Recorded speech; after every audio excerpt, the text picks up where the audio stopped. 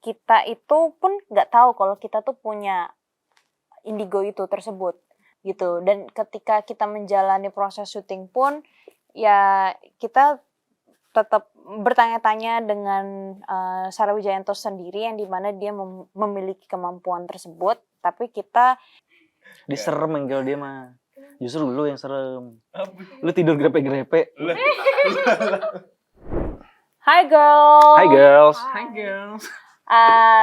Saya Amanda Manopo. Saya Alan Syarif. Lu tunggu. Diam dikit, ini manik udah mulai deh nih. Mulai manik dia. Aku Nicole Raffi. Aku Ryu Kenli. Ya.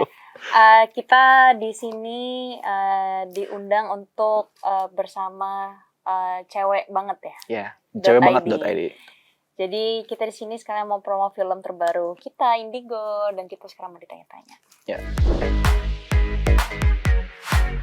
Oke, Kak, aku mulai ya pertanyaannya. Jadi, bisa perkenalkan terlebih dahulu siapa berperan sebagai apa di film Indigo ini. Terus bisa digambarin nggak karakteristiknya karakter tersebut di film itu kayak gimana? Saya berperan sebagai Zora, saya seniman, saya kakaknya Ninda. Karakternya di film itu kayak gimana ya? Karakternya di situ Zora ini sudah mempunyai tunangan, yaitu Aksa, dan Zora ini itu agnostik juga enggak, tapi tidak percaya dengan akan hal-hal gaib dan dengan hal-hal yang berbau agama pun. Yeah. Jadi dia hanya menjalankan kehidupan dia, dan dia suka dengan arts, jadi udah dia fokus ke sana aja. Kalau Kak Ali? Oke. Halo, saya Andi Syarif, berperan sebagai Aksa. Aksa ini betul tunangannya Zora. Aksa adalah orang yang akan mungkin mendampingi Zora gitu. Itu sih karakternya dia. Karakternya sih lucu. Karakter Aksa ini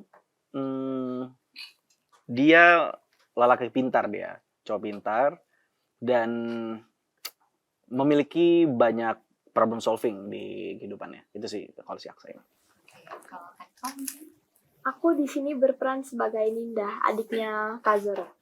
Dan Ninda ini sebenarnya dia lebih ke pendiam, dan dia dianggap aneh sama teman-temannya, dianggap punya skitso. Kalau Kak Ryu? Aku Ryu Kenli sebagai Dava. Karakternya nonton aja sendiri. Nggak boleh soalnya. Oh, nggak boleh? Nggak boleh. Oh gitu, yaudah deh. Berarti harus nonton filmnya dulu ya. Iya. Nah, film Indigo ini secara garis besar itu menceritakan tentang apa sih? Konfliknya apa yang diangkat di film ini? Yang menceritakan sesuai judulnya aja, Indigo ya. Ini konflik ini kayak lebih ke keluarga besar. Jadi kenapa bisa jadi seperti ini, kenapa begini, kenapa begitu. Jadi ini akan diceritakan dengan secara detail dan menceritakan Indigo tuh seperti apa gitu. Nanti ada solvingnya juga di dalam sana. Aku pengen nanya kayak satu keluarga itu Indigo semua atau? Makanya nonton. Nggak boleh spoiler ya. Nah. Oke.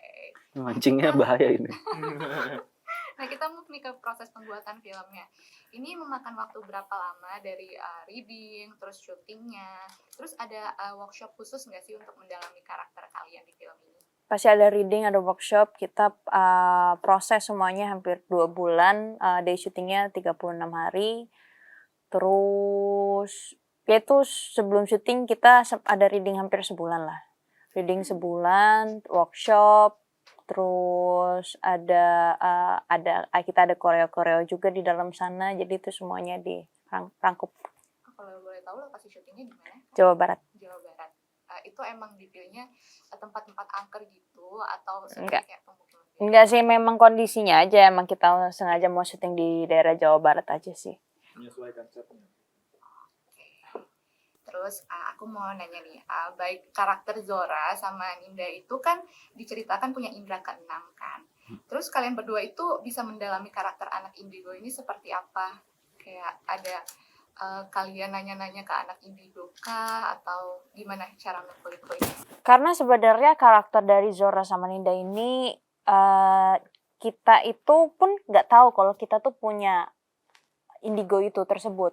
Sampai akhirnya ada satu tokoh yaitu namanya Sarah Wijayanto, dia berperan sebagai Sarah, dia menjelaskan kalau kita adalah indigo gitu. Dan ketika kita menjalani proses syuting pun ya kita tetap bertanya-tanya dengan Sarah Wijayanto sendiri, yang dimana dia memiliki kemampuan tersebut. Tapi kita, si Zora sama Ninda ini, karena kita sama-sama bingung dan polos gitu loh, kita nggak tahu indigo tuh apa, jadi kita kayak learning by doing aja gitu.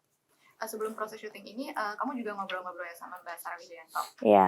Dia ada cerita khusus gitu nggak tentang pengalamannya dia sebagai indigo tuh ke kamu, biar kamu bisa, oh ternyata indigo tuh pengalamannya kayak gini ya, ternyata kalau misalnya mengalami hal-hal mistik kayak gitu, gue harus kayak gini ya. Kalau misalkan dari aku nanya sama ibu juga, dia menjelaskan kalau dia indigonya seperti apa, dia dapetnya dari mana, ini terus cara eksekusinya, cara pendalamannya dia, prosesnya dia, itu semuanya by proses. Cuma kan namanya beda orang beda karakter, dimana saya yang memerankan sebagai Zora, saya harus nge-build Zoranya sendiri. Saya nggak bisa bikin apa yang sudah Sarah Wijayanto udah bikin, yang emang Sarah Wijayanto seperti ini, saya ngambil sifat ibu gitu loh. Saya harus beda. Jadi ya memang beda aja sih, nggak sama Sarah itu segala macam. Jadi aku nge-build sendiri si Zoranya itu mau kayak gimana. Kalau Nicole gimana mendalami karakter anak indigo? Aku juga suka nanya-nanya sama Kak Sarah tentang indigo juga. Dan karena Ninda ini sebenarnya kan dia emang sering lihat hantu-hantu, tapi nggak tahu kalau ada yang namanya indigo. Jadi itu emang sekalian proses jadi Nindanya ini. Oke. Aku mau move ke Aliando. Kalau bocorannya nih, ini film horor pertama kamu ya? Iya, ini film horor pertama. Oke. Jadi gimana tuh rasanya main film horor? Terus apa bedanya proses syuting film horor sama genre-genre yang lain? Genre lain pastinya punya storyline yang berbeda pastinya sama horor ya. Judulnya aja kan indigo ini. Dan